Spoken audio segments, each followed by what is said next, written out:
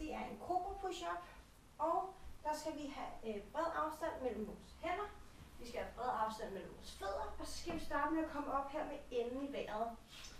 Herfra så dykker vi ned, så vi først siger næse, hage, bryst, mave, pres op. Og så skyder vi enden tilbage. Start igen.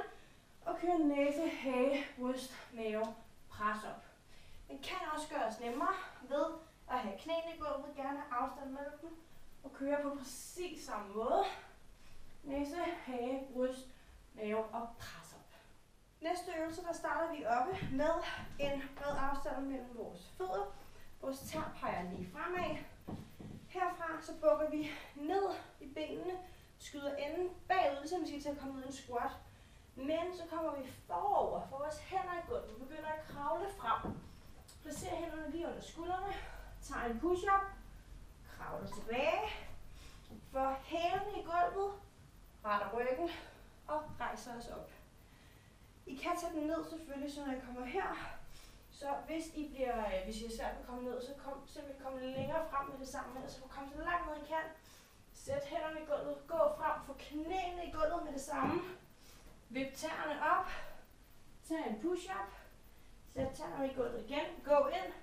Løft knæene. Skub jer selv tilbage. Og rejs jer op. Den næste øvelse, der skal I bruge en bold eller en kontorstol, hvis I har det. Bare noget, der kan rulle. Pilatesbold kan også godt bruges.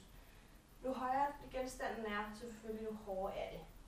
Men vi kommer op på alle fire. Vi ser hænderne cirka lige ned på skuldrene. Strækker armene. Kom op på bolden, sådan så oversiden af jeres fødder her, det ligger på bolden. Og det vil gerne ligge lidt inde, så det kommer en lille smule op til vristen. Så vi har et stykke at rulle over. Spænder vi fuldstændig op i hele kroppen, sørg for at vi snurrer lige. Og så ruller vi op, så enden kommer i vejret. Hiver ind med benene, ruller over tæerne. Kommer op på modsatte side med fødderne. Og så lukker vi sammen så meget vi kan. Ruller ud over tæerne. Ud på oversiden af foden igen. Hvis det bliver for hårdt, så kan I lave en anden version, hvor I bare tager bolden lidt længere op ad benene her. Lidt op på skinnebenene. Kom op, og så cruncher I sammen i stedet for, så enden bliver nede og kører her. På den her måde, så bolden ruller helt ud til tæerne. Sidste øvelse, det er crossback lunges, og der kan vi fordele til vægt på i den her øvelse. Men øvelsen den ser sådan her ud, at I starter med cirka skulderbredt afstand mellem fødderne. Tæerne peger lige frem. Så tager jeg et skridt tilbage med den ene fod, krydser bag på modsatte side af den forreste fod. Så et godt skridt bagud, og herfra så sænker vi ned, bøjer benene, sørger for at forreste knæ bliver bag tæerne. Bagerste ben må ikke røre gulvet. Kom så langt ned I kan. Hold overkroppen oprejst, gør op i maven.